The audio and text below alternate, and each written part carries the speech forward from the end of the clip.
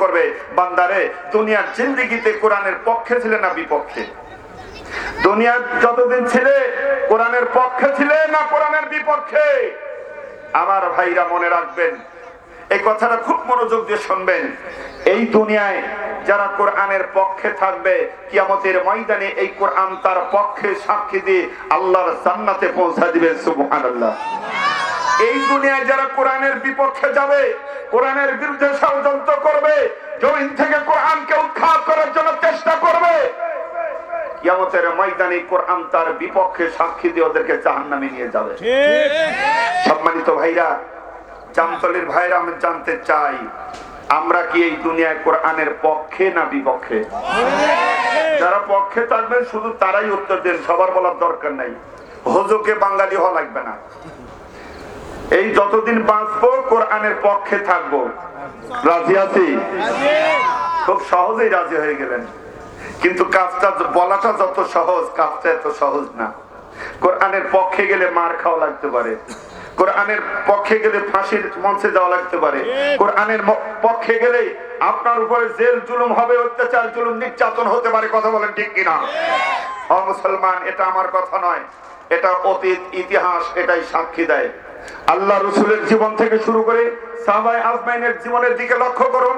যারা এই কোরআনের পক্ষে থেকেছে, যারা এই জমিনের পর কোরআনকে বাস্তবায়ন করার জন্য চেষ্টা করেছে, কোরআনকে বিজয় করার জন্য আন্দোলন করেছে, তাদের উপর অত্যাচার হয়েছে, জুলুম হয়েছে, নির্যাতন হয়েছে, তাদের শরীর থেকে রক্ত ঝরানো হয়েছে, তাদেরকে হত্যা করা হয়েছে, সুলেখ দেওয়া হয়েছে, ফাঁসিতে দেওয়া হয়েছে। কথা বলেন ঠিক কিনা?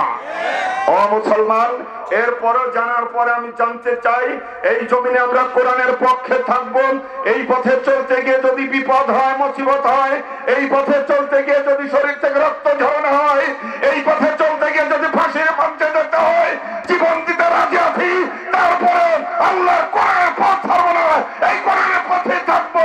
যতদিন বাঁচবো কোরআনের পক্ষে থাকবো। কারা কারা থাকবেন তো হাত তুলে দেখান।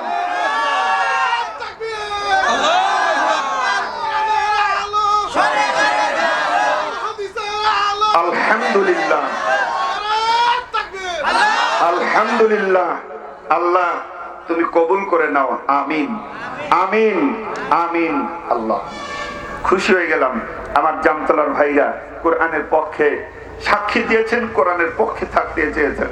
আল্লাহ যেন কবুল করে নেন। আসুন শুরু হোক কোরআন থেকেই কথা। আমি পবিত্র কোরআনের যে আয়াতটা তেলাওয়াত করেছি, পবিত্র কোরআনের সূরার 3টা সূরার ভিতরে এই কথাগুলো আসছে। এক, সূরা তাওবার 33 নম্বর আয়াত, সূরা আস-সাফ 9 নম্বর আয়াত, সূরা ফাতাহ 28 নম্বর আয়াত। এই 3 জায়গায় এই কথাগুলো আসছে, একই কথা। আসুন আমরা একটা থেকে আলোচনা করি। সূরা আস-সাফ 9 নম্বর আয়াত। সূরাটির নাম হলো আস-সাফ, অর্থ হলো সারিবদ্ধ সৈন্যবাহিনী, সারিবদ্ধ সেনাবাহিনী। এই সূরাটির ভিতরে 14টি আয়াত, 2টি রুকু রয়েছে।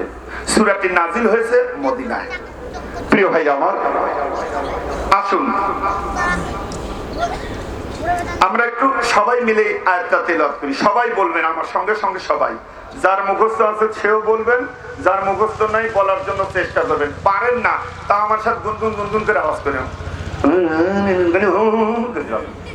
পারেন না তাও বলার চেষ্টা করবেন। এমন একটা কিতাব পড়বেন সওয়াব, বলবেন সওয়াব, শুনবেন সওয়াব, বলার জন্য চেষ্টা করবেন, তাও সওয়াব। আল্লাহু আকবার। বিসমিল্লাহির রহমানির রহিম।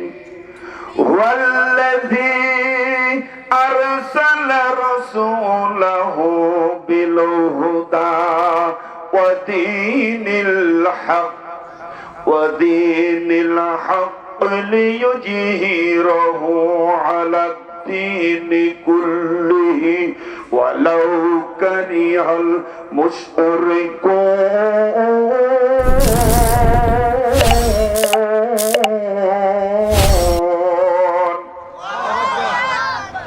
সূরা আস-সাফ 9 নম্বর আয়াত। আল্লাহ পাক এর সরল অনুবাদে যে কথাটা জানিয়েছেন, আল্লাহ পাক বললেন ওয়াল্লাযী, তিনি সেই সত্তা, আরসালা রাসূলাহু, যিনি তার রাসূলকে প্রেরণ করেছেন, বিল হুদা, হেদায়েত দিয়ে। ওয়া দীনিল হক, এবং সত্য দিন সহকারে। দিন হলো জীবন বিধান, দিন হলো জীবন বিধান। হেদায়েত এবং সত্য দিন সহকারে প্রেরণ করেছেন তার রাসূলকে, তিনি সেই সত্তা। কেন প্রেরণ করলেন? লিইয়ুজহিরাহু আলা দীনি কুল্লিহি, ইসলামকে, দিনকে সকল দিনের উপরে, সকল মতদর্শের উপরে, সকল মতের উপরে, সকল পথের উপরে ইসলামকে বিজয়ী করার জন্য। কথা বলেন আমার ভাইরা, বলেন তো ইসলাম কি এখন বিজয় আছে? বাংলাদেশে কি ইসলামী আইন আছে? ইসলামী আইন নয়, এখন মানব রচিত আইন দিয়ে দেশ চলতেছে। কথা বলেন প্রিয় ভাইরা আমার। তো দিনকে বিজয় করতে হবে। এখন তো কিছুটা কথা বলার সুযোগ পেয়েছি। 5 তারিখের আগে আপনি যদি কোরআন খুলে খুলে পড়তে থাকতেন তাও হতো নাশকতা, মনে হয় চাপাইতে হয় নাই। আপনি ঘরের ভিতরে 3-4 জন মিলে কোরআন